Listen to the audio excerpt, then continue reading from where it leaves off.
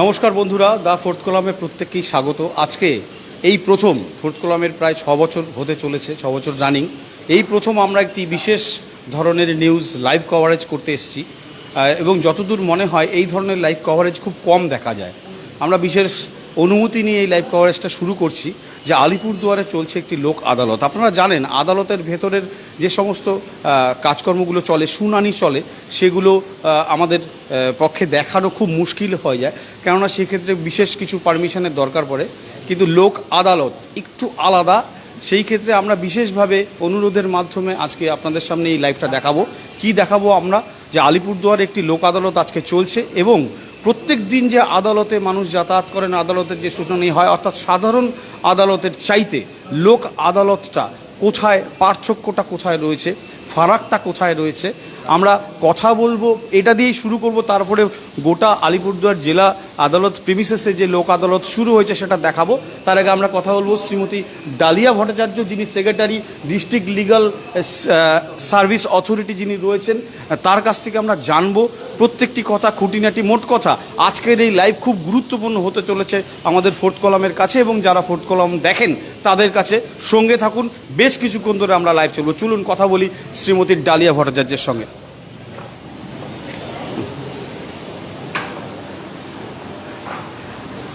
আমরা চলে এসেছি, আপনি শ্রীমতী ডালিয়া ভট্টাচার্য, তাই তো?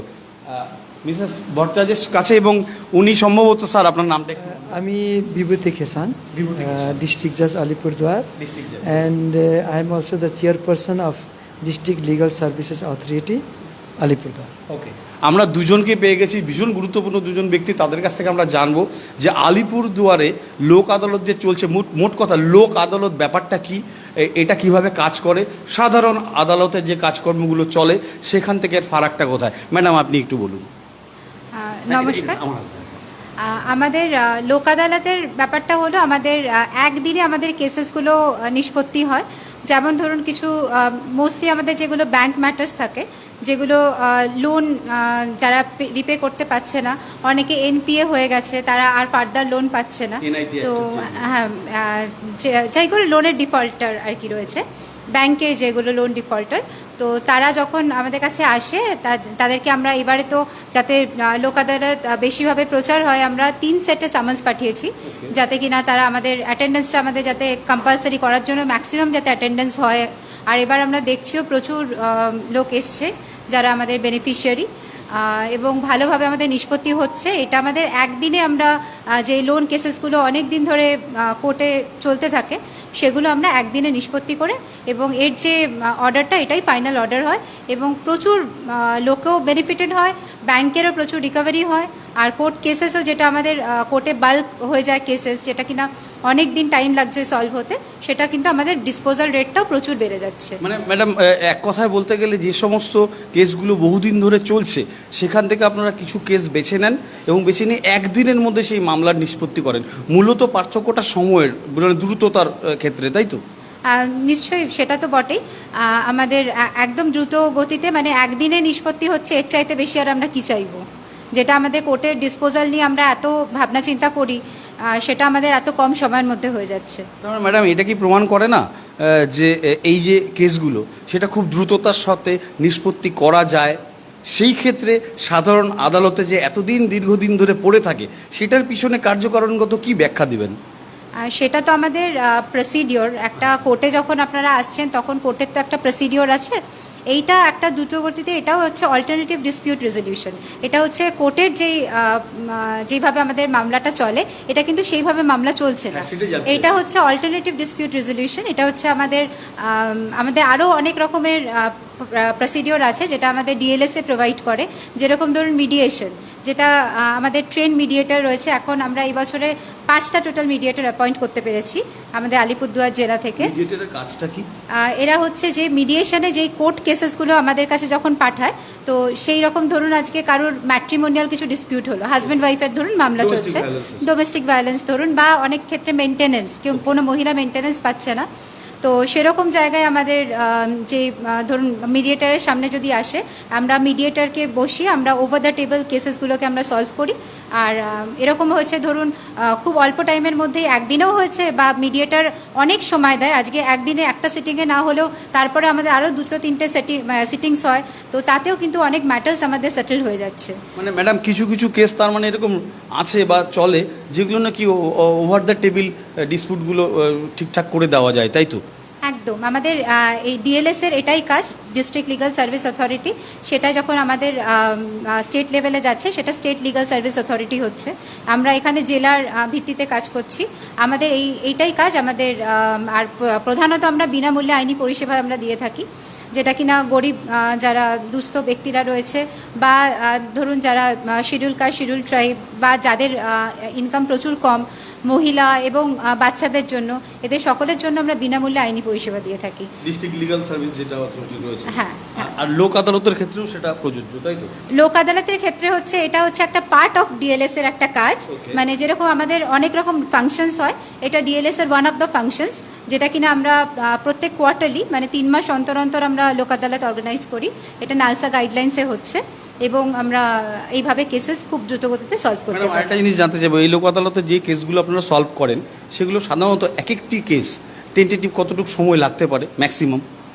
এটা ডিসপোজালের উপর ডিপেন্ড করছে। মানে ধরুন কেউ কোনো ধরুন বোথ পার্টি সঙ্গে সঙ্গে রাজি হয়ে গেল, একটা ব্যাংকের ধরুন আমি এক্সাম্পল বলছি, একটা ব্যাংকের লোন ধরুন, আজকে যদি ব্যাংকের লোনে একটা আমরা জেনারেলি 50% মতো রিবেট আমরা ফিক্স করেছি আমাদের স্যারের আমরা পারমিশন নিয়ে। তো আমরা সেইভাবে আমরা যদি ধরুন বোথ পার্টি, একদিকে ব্যাংকও 50%-এ রাজি হয়ে গেল, মক্কেলও 50%-এ রাজি হয়ে গেল, তো ওটা তো 30 সেকেন্ডের ব্যাপার। 30 সেকেন্ডের মধ্যে। কিন্তু আমি ফর এক্সাম্পল বলছি, আজ এই বোথ পার্টি যদি রাজি হয়ে যায়, কিংবা ধরুন অনেক সময় হয় রাজি হচ্ছে না, তখন আমাদের যারা জাজেসরা রয়েছে তারাই আমাদের বেঞ্চে বসছেন আজকে, তো তারা এফার্ট দিয়ে নেগোশিয়েট করে এগুলোকে কেসগুলোকে সলভ করেন। আচ্ছা, সাধারণত আপনি যেটা বললেন যে এই ডিফল্টার ঘটিত বা ব্যাংক ঘটিত যে সমস্ত ইন্স্যুরেন্স ঘটিত যে সমস্ত সমস্যাগুলো সেগুলো সমাধান হয়, প্লাস কিছু হাজব্যান্ড ওয়াইফের যে সমস্ত ডোমেস্টিক যে সমস্যাগুলো সেগুলো সমাধান হয়।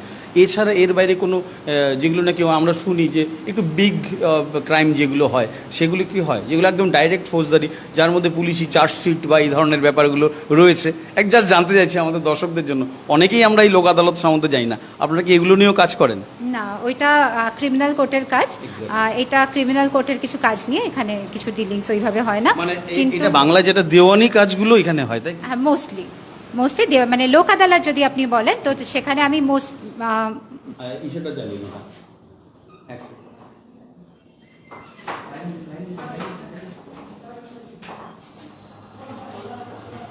আমি মোস্টলি এই কারণেই বললাম, কারণ কি আমাদের যেহেতু ডিএলএস এর ফাংশনের মধ্যে অনেকগুলো ফাংশন আছে, তো ওয়ান অফ দ্য ফাংশন হচ্ছে আমরা কিন্তু রিপ্রেজেন্ট করি। আজকে ধরুন যারা যে সকল অ্যাকিউজ পার্সনরা যারা প্রোডাকশন হচ্ছে সিজিএম কোর্ট বা এসিজিএম কোর্টে, তো তাদের যদি কেউ রিপ্রেজেন্টেটিভ না থাকে, মানে কোনো লয়ার না থাকে, তখন আমরা কিন্তু হেল্প মানে আমরা তাকে আইনি সহায়তা দিচ্ছি, এবং কেউ আনরিপ্রেজেন্টেড যায় না এখন কোর্টে।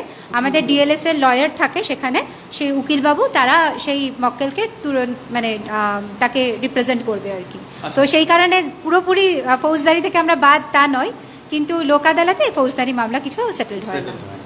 আচ্ছা, বলছি যে এই যে লোক আদালত, এই লোক আদালত আজকের যে লোক আদালতে কতজন মতন এক একটি লোক আদালত থেকে বেনিফিশিয়ারি হতে পারে আর কি ম্যাক্সিমাম? এই মুহূর্তে তো আমি এক্সাক্ট কাউন্ট আমি একদম লাস্টে বলতে পারবো, লোক আদালতের শেষে। এই যেরকম আমার এবার প্রত্যেকবার 8টি বেঞ্চ হয়, এবার আমার 9টি বেঞ্চ হয়েছে ডিএলএসএ আলিপুরদুয়ারে।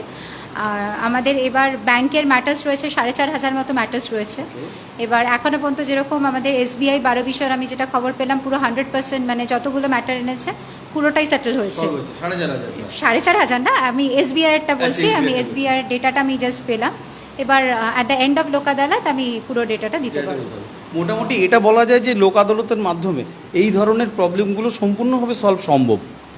হ্যাঁ, একেবারেই সম্ভব, যদি আরও আমাদের কাছে মক্কেলরা এগিয়ে আসেন এবং আমাদের লোক আদালতে আমাদের সমস্ত জাজেসরা বসেছেন, তারা আসলে নিশ্চয়ই সেটা সলভ করা পসিবল। কতটা ফ্রিকুয়েন্টলি একটি জেলা আদালতে লোক আদালত বসতে পারে বা বসান আপনারা? আমরা কোয়ার্টারলি এটা হয়। হ্যাঁ, যেমন এটা আমাদের প্রত্যেক 3 মাস অন্তর অন্তর, এখনের পরে নেক্সট আমাদের আছে ডিসেম্বর মাসে। আচ্ছা, এটা কি শুধুমাত্র সদর শহরেই করেন, জেলা সদর শহরে, নাকি যে সমস্ত অন্যান্য ব্লক ওয়াইজও আপনারা করেন? সব জায়গাতেই হয়, যে কোনো জায়গায় যেখানে কোর্ট রয়েছে সব জায়গাতেই এটা হয়। ঠিক আছে, আমি স্যারের সঙ্গে একটু কথা বলে নিচ্ছি। হ্যাঁ স্যার, একটু জাস্ট, হ্যাঁ ঠিক আছে, না কোনো ব্যাপার না, আমরা অ্যাকচুয়ালি আমরা এইভাবেই কাজ করি স্যার। হ্যাঁ, থ্যাংক ইউ। হ্যাঁ, বলছি যে মোটামুটি তো ম্যাডামের কাছ থেকে অনেক কিছু শুনলাম, আপনি এর বাইরে কি বলবেন? ম্যাডাম যে একটা পার্ট স্কিপ হয়েছে সেখানে হলো মোটর অ্যাক্সিডেন্ট ক্লেম কেসেস।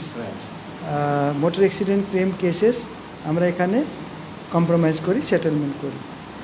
যেখানে মোটর অ্যাক্সিডেন্ট ক্লেম কেসেস মানে কোনো পরিবারের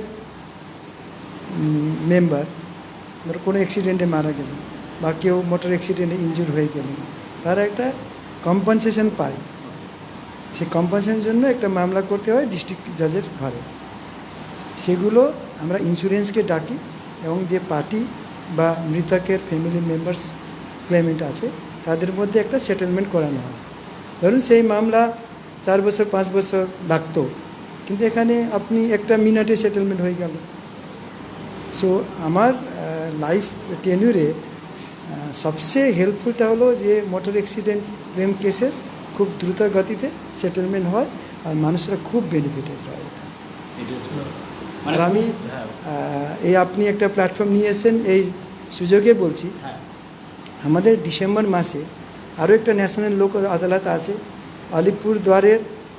যারা যারা মামলা হতে পারে, বাড়ির সমস্যা হোক বা ব্যাংকের লোনের সমস্যা হোক বা কোনো ফিনান্সিয়াল ইনস্টিটিউশনের সাথে লোনের সমস্যা হোক বা এরকম কোনো অ্যাক্সিডেন্ট কেসেসের কম্পেনসেশন নিয়ে হোক, এগুলো আগামী ডিসেম্বর মাসে আরও আপনারা সবাই এসে আমাদেরকে দরখাস্ত করুন।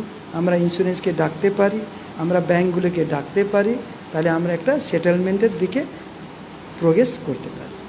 क्योंकि এটা একটা কম্প্রোমাইজের ধারণ, খুব তাড়াতাড়ি যেটা সেকেন্ড মিনিটে হয়ে যায়। অনেক ধন্যবাদ আপনাকে। বন্ধুরা, আমরা একটু এবার এখান থেকে ওনাদের সাথে কথা বলে মোটামুটি জেনে নিয়েছি। এইবার চাক্ষুষ আমরা দেখব যে লোক আদালত কীভাবে চলে, কীভাবে শুনানিগুলো হয়।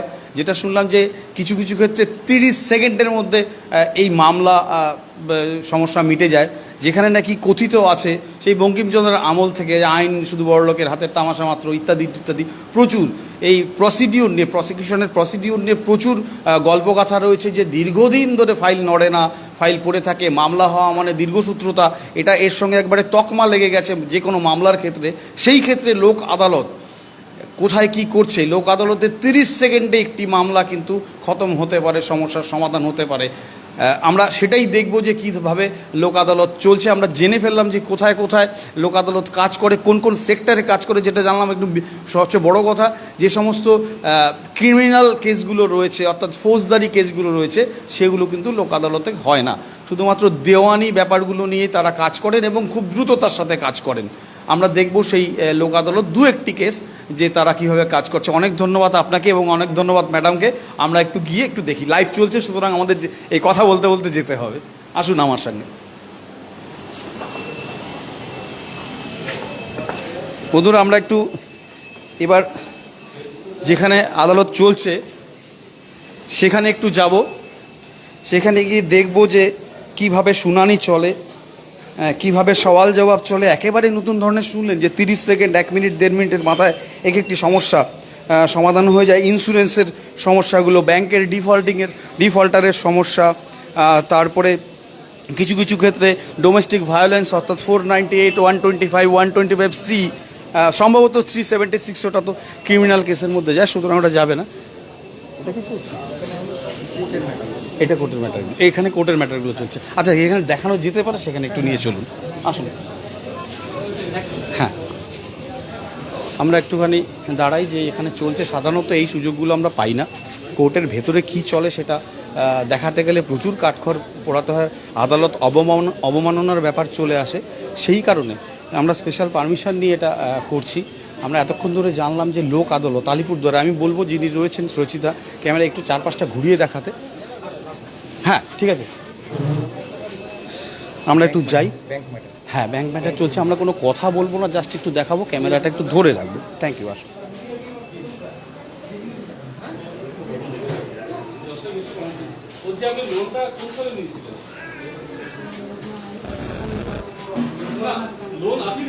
বন্ধুরা, এখানে এই টেবিলে বসেই সমস্যার সমাধান চলছে। একটু দেখুন, আমি এটা একটু এগিয়ে রাখি। कोरोना के टाइम में सर ठीक है, लोन लिए थे क्या? गाड़ी खरीद के लिए लोन लिए थे? वो इनोवा खरीदने के लिए लोन लिए थे, तो गाड़ी तो खरीदा भी थी ना? फिर उसके बाद क्या हुआ? 2 महीने तक लोन दिया, तो उसके बाद लॉकडाउन चालू हो गया। तो कुछ महीने बाद इन लोगों ने बोला कि अभी तो दे नहीं पा रहा है, क्या मॉनिटरिंग कुछ हो रहा है बोल के। तो मैंने बोला ठीक है, मैं आस्ते आस्ते कर दूँ। ये लोग बोला कि गाड़ी सिलेंडर कर दो, तुम्हारा लोन कुछ नहीं होगा। तो मैंने सिलेंडर कर दिया। तो कोई डॉक्यूमेंट वगैरह कुछ रेडी हुआ? डॉक्यूमेंट नहीं, कुछ नहीं। ऐसा एक फोटो आप ये लोग देख लीजिए एक बार, आप देखेंगे एक बार कि जो डॉक्यूमेंट हाँ আমরা স্যার ওনাদের আপনার রিপোর্ট দেখে নিয়ে সব ठीक है क्या दिया है देखें। ये लिख के दिया। उन्होंने कुछ लिखा है।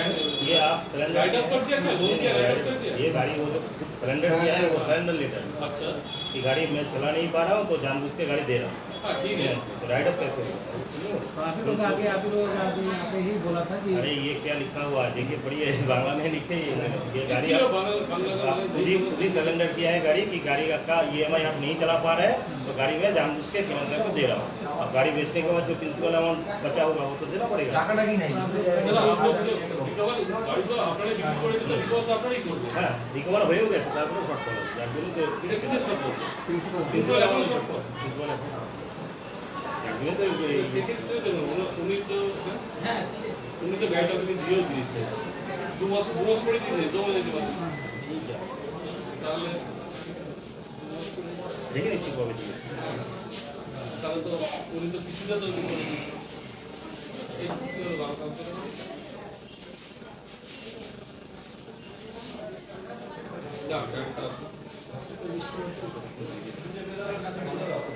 গাড়ি 1 বছর পরে জমা করেছে। 1 বছর পরে? हाँ, हमें बोले 2 महीने के बाद। दिसंबर 2019 लोन 2 महीने दिया मैंने। और लोन 2 महीने दे, और एक बार एक साल चला के फिर फिर गाड़ी গাড়িটা নিয়েছিলেন তো ডিসেম্বর 2019 গাড়ি নিয়েছে। अच्छा अच्छा ঠিক আছে, আজ দুটো EMI দিয়েছিল না। ঠিক আছে, দুটো EMI দেওয়ার পর এখনো EMI যায়নি, গাড়ি জমা করে দিলে 1 বছর পরে 12 মাসের মধ্যে। ঠিক আছে, ওই গাড়ি বিক্রি করে আমি আমাকে লোন নিয়েছে 3,20,000। 3,20,000 মধ্যে উনি দুটো EMI দিয়েছে আমাকে 13,100, 13,100, 26,200। তো গাড়ি বিক্রি করে আমরা দাম পেয়েছিল 1,15,000, 90 আর 25, 1,15,000। এই টোটাল টাকাটাই পেয়েছি। তো আমার প্রিন্সিপালের টাকাই তো অনেক টাকা লস হয়েছে, আমাদের ক্লেমটা পাবো। উনি গাড়ি চালাতে পারছো না বলেই আমাদের স্যারেন্ডার করেছে, তার মানে তো এই না যে লোনটা আমি করে দিই। উনি গাড়িটা চালাতে পারছো না, EMI দিতে পারছো না।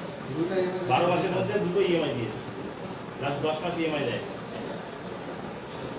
এই হচ্ছে এই অবস্থার মধ্যে আছে। আমাদের বক্তব্য যে আমাকে প্রিন্সিপাল টাকাটা কভার করবে। এখন আপনারা কিভাবে চিন্তা করছেন?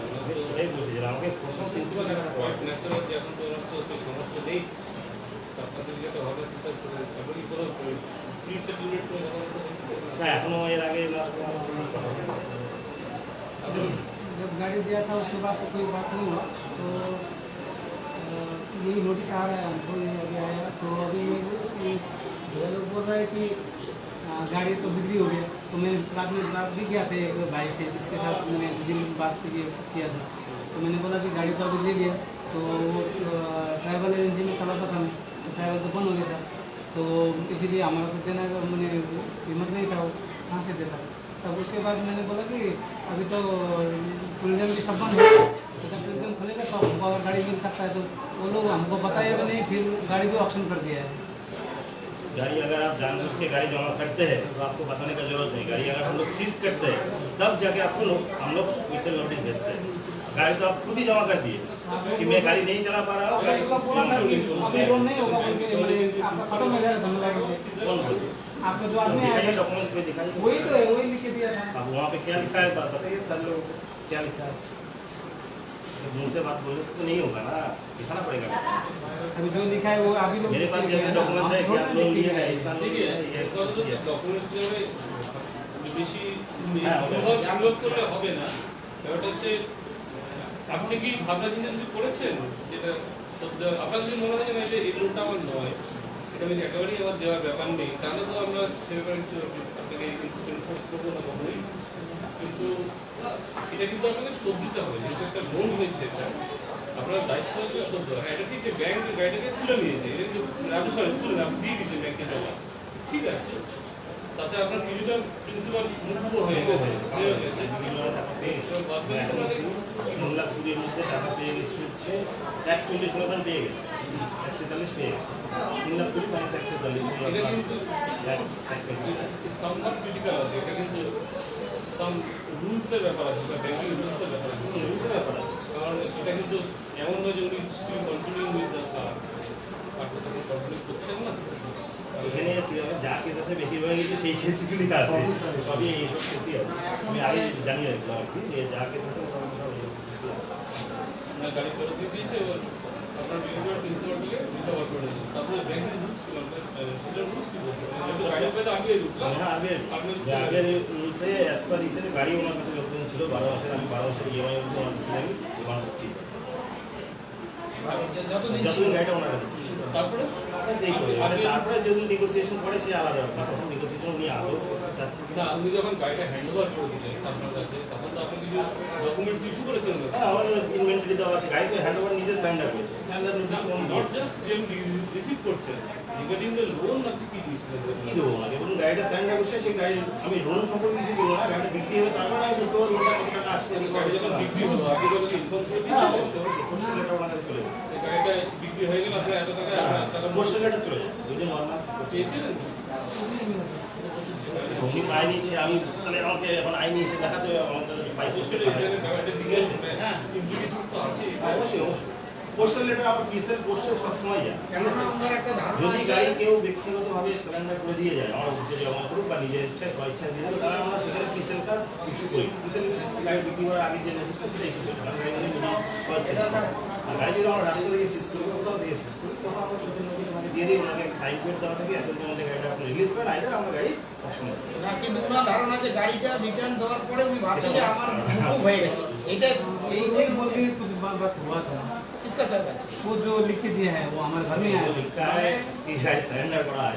मुझे नहीं तो आप क्या अभी सोच रहे हैं कि ये लोन को खत्म करना है? ये तो कैसे करेगा? अभी हमको कार्ड दे दिया तो हमारा तो उसी से कमा के वो देता ना, कैसे दे पाएगा? এটা ব্যাংকে গিয়ে করতে হবে। ऐसा लोन वही बोलते हैं। আপনি একটু जवाहरलाल नेहरू आप जाना पड़ेगा, पास में जाके बात कीजिए। जवाहरलाल नेहरू बैंकिंग रूल्स का कुछ इम्प्लीकेशन है, तो गाड़ी तो उससे दे दिया, और गाड़ी দেওয়ার পরেও যদি আপনি তার উপর ইয়ে রাখেন, মানে লায়াবিলিটি রাখছেন, how much is his liability after giving the car, গাড়ি দেওয়ার পর কতটা লায়াবিলিটি থেকে যাচ্ছে, whether he is still liable to pay the loan, এটা কিন্তু একটা আরবিআই রুলসের মধ্যে চলে যায়। অবশ্যই অবশ্যই। আরবিআই গাইডলাইন্স আছে, এটা কিন্তু এইভাবে সেটেল করা ডিফিকাল্ট। যেটা হচ্ছে না আগে মানে অ্যাকাউন্ট অফ ভিউ আরও কি দেওয়া সম্ভব, যেটা বাকি আছে? বন্ধুরা, আমরা একটি কেস দেখছিলাম লোক আদালতে। আমরা যেটা আগেই বললাম যে লোক আদালত চেষ্টা করে যে বেশ কিছু সমস্যা, সাধারণ মানুষের যে সমস্ত সমস্যাগুলো আইন আদালতের মাধ্যমে নিষ্পত্তি হয়, যেগুলো দীর্ঘসূত্রতার মধ্যে পড়ে থাকে, সেগুলোকে কত দ্রুততার সাথে কত জলদি সেই সমাধান সূত্র বের করা।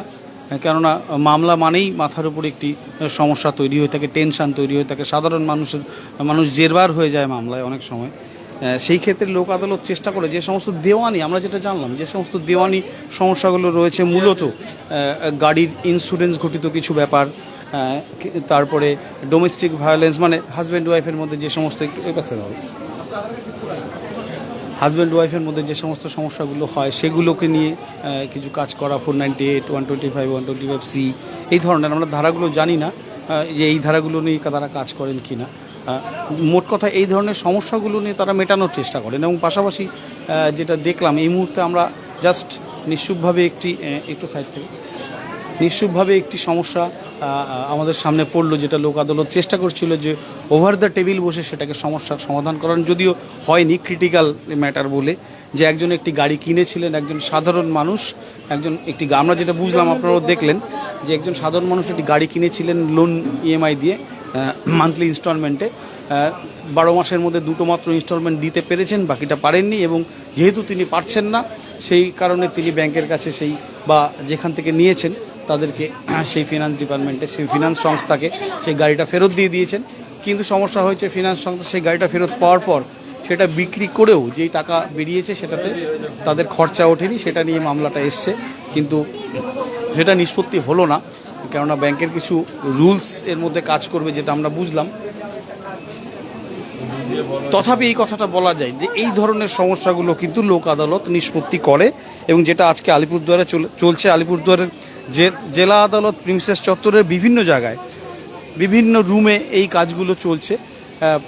প্রচুর জাজ বসেছেন, প্রচুর বিচারক বসেছেন সেগুলো সমস্যার সমাধান করার জন্য, ওভার দ্য টেবিল যাতে সমস্যার সমাধান হয়ে যায়। আমরা একটু দেখাতে বলবো আজকের সিচুয়েশনটা, যে বহু মানুষ এসছেন যারা তাদের এই ধরনের সমস্যাগুলো, লোন ঘটিত সমস্যা, হাজব্যান্ড ওয়াইফের সমস্যা, বেশ কিছু সমস্যা যাতে আজকের মধ্যে তারা সুরাহা করতে পারেন।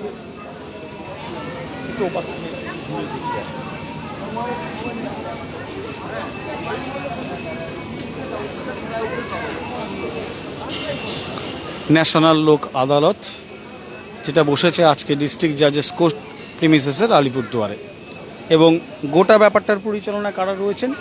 District legal service authority Alipurduar. District legal service authority অর্থে যারা লিগ্যাল সার্ভিস অথরিটি, যে লিগ্যাল সার্ভিস ব্যাপারে আইনি সহায়তা প্রদান করেন বিভিন্ন মানুষকে, এই ধরনের সমস্যাগুলো, আইনি সমস্যাগুলোর জটিলতা তারা মেটানোর চেষ্টা করেন। কেউ হয়তো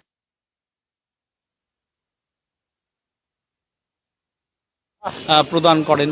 মোট কথা গোটা ব্যাপারটা ডিস্ট্রিক্ট লিগ্যাল সার্ভিস যেটা বলতে বোঝায়, আইনি সহায়তা প্রদান করে এই ডিস্ট্রিক্ট লিগ্যাল সার্ভিস অথরিটি, তারাই আজকে আলিপুরদুয়ারে এই ন্যাশনাল লোক আদালতের কাজটা করছে।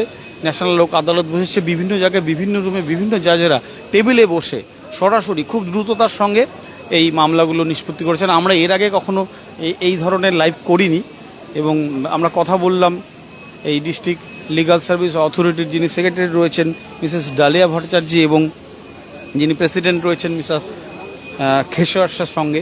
তাদের কাছ থেকে বেশ কিছু জানলাম, এবং তারপরে যেটা আমরা দেখাতে চাইছিলাম, মোটামুটি আমরা জানি যে আমরা কিছুটা হয়তো দেখাতে পেরেছি লোক আদালত কীভাবে চলে, এবং আপনাদের কাছে একটাই বক্তব্য থাকবে, যদি এরকম হয় যে আপনাদের কোনো আইনি সমস্যা থাকে এবং যেটা লোক আদালতের মাধ্যমে নিষ্পত্তি হওয়া সম্ভব, আমরা কেসগুলো বললাম যে সমস্ত দেওয়ানি কেসগুলো রয়েছে, বিশেষত ইএমআই সংক্রান্ত কেস, ব্যাংকের সংক্রান্ত কেস, ব্যাংক সংক্রান্ত কেস, স্বামী স্ত্রীর দাম্পত্য কলহ সংক্রান্ত কেস, এই ধরনের সমস্যাগুলো যদি থাকে তাহলে আপনারা আসুন, আপনারা আবেদন করুন। যেটা সভাপতিও বলছিলেন, আলিপুরদুয়ার ডিস্ট্রিক্ট লিগ্যাল যে সার্ভিস অথরিটি রয়েছে তার সভাপতিও বলছিলেন যে আপনারা আসুন, আপনারা আবেদন করুন, এবং আগামী 3 মাসের মধ্যে ডিসেম্বর মাসে আরেকটি লোক আদালত তারা বসাবেন, এবং সেই লোক আদালতে অ্যাপিল করলে পরে আপনাদের কিন্তু এই আইনি সহায়তাগুলো, আইনি জটিলতা কিন্তু থেকে মুক্ত হতে পারেন। এই হলো ব্যাপার। অনেক ধন্যবাদ। অনেকক্ষণ ধরে আমরা লাইভ করছি এই আলিপুরদুয়ারের লোক আদালত, সেটা আমরা দেখালাম যে সাধারণ আদালতের সঙ্গে লোক আদালত কোথায় গিয়ে পার্থক্য তৈরি করে, যেটা বুঝলাম আমরা, এবং আপনারাও দেখলেন। মূলত সময় সাপেক্ষ যে ব্যাপার, সেই সময়কে নিয়েই তারা কাজ করেন, খুব দ্রুততার সঙ্গে তারা রায় দেন এবং সমস্যা মেটান। এই হলো ব্যাপার। সঙ্গে থাকার জন্য ধন্যবাদ। আমি সঞ্জীব মুখোপাধ্যায়, দ্য ফোর্থ কলামে, ক্যামেরায় রচিতা চক্রবর্তী।